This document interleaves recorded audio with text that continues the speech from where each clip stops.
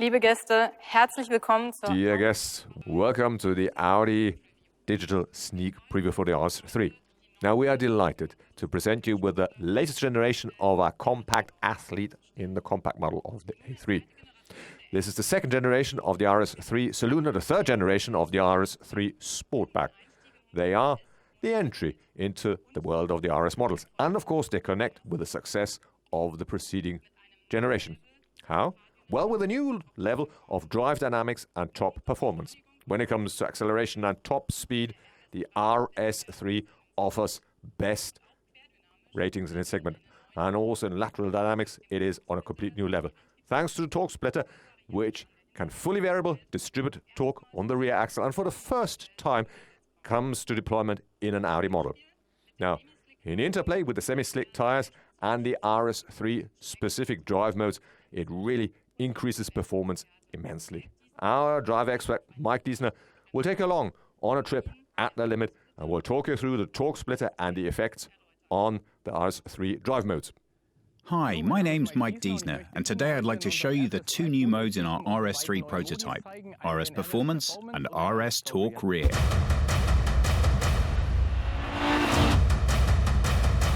Let's start with RS Performance mode, which I can activate here. This is our racetrack mode and is designed primarily for our Trofeo R tyres, which we're now offering for the first time.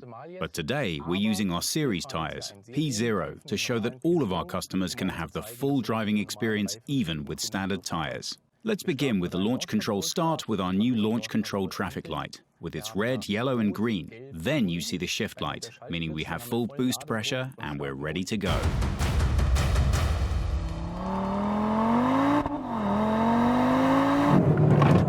You can see that the car is pointing right where I want it. I'll just turn the wheel a bit. The car is going exactly where I want it to without any over or understeer.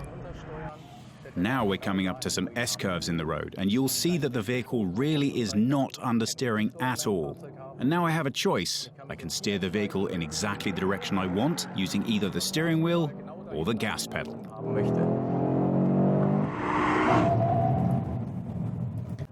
Let's look at the other mode, Torque Rear mode, also known as Drift mode.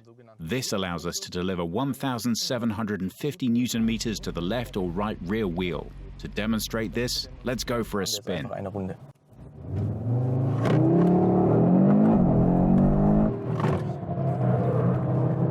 Even in drift mode, you can see that we can maintain good control over the car, even when navigating tight S-bends.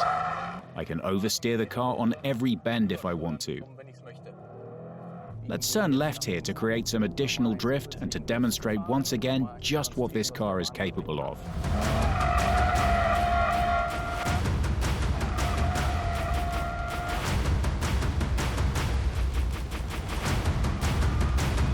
Unlike RS Torque Rear mode, RS Performance mode neither understeers nor oversteers. The car always maintains a neutral line along the road. In contrast, RS Torque Rear mode, or Drift mode, is really an oversteer mode that you shouldn't deploy on public roads, only on the racetrack.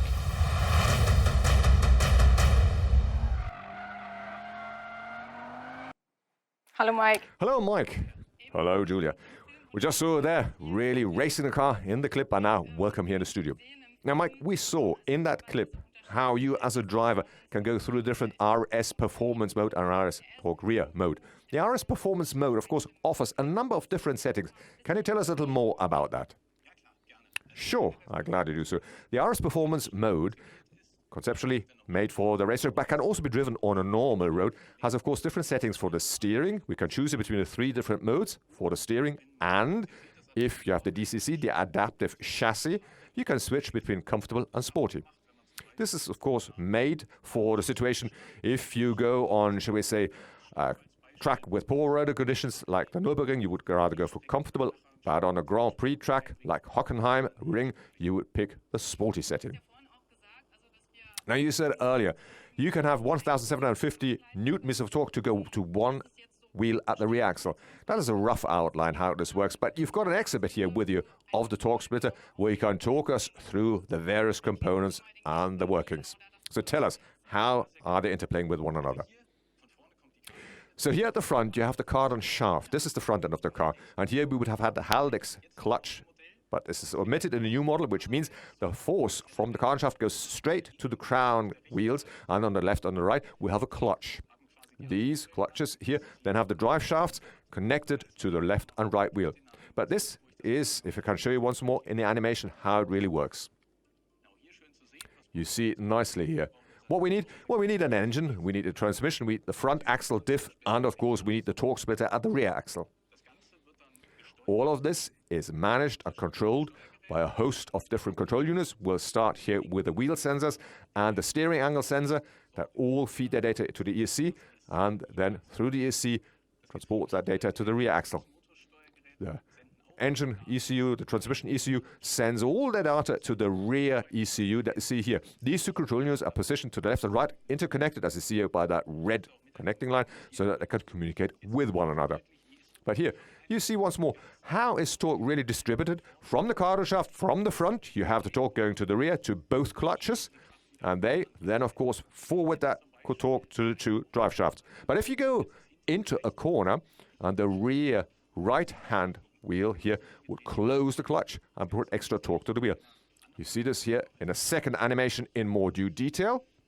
Here you can see it. This is a right-hander, and you're accelerating the left rear wheel to really push the car better into the bend.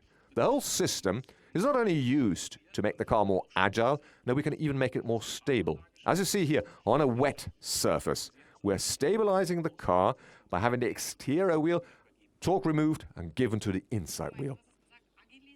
Well, as you said, it's more agile now, but of course with Audi, torque vectoring is a system we already well know, which at the limit in the corner will decelerate the wheel on the inside of the curve. Can you have this in combination with the torque splitter, or is this a system that's obsolete now? Oh no, that system is still on board. We use both. But of course, we now use the torque through the torque splitter on the rear axle, by the front and combination with the front. We also have, of course, torque vectoring also deployed. But this is managed by the modular chassis controller.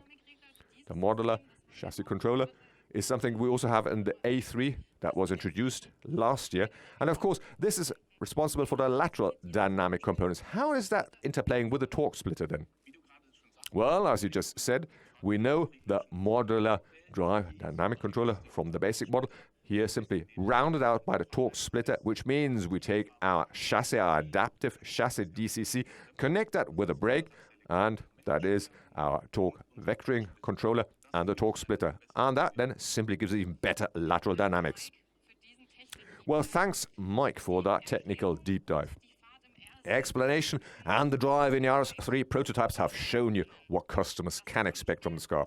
It's the interplay between torque splitter, the RS3 specific drive modes, and the 5-cylinder engine that make this compact athlete even more performant and unique in its segment.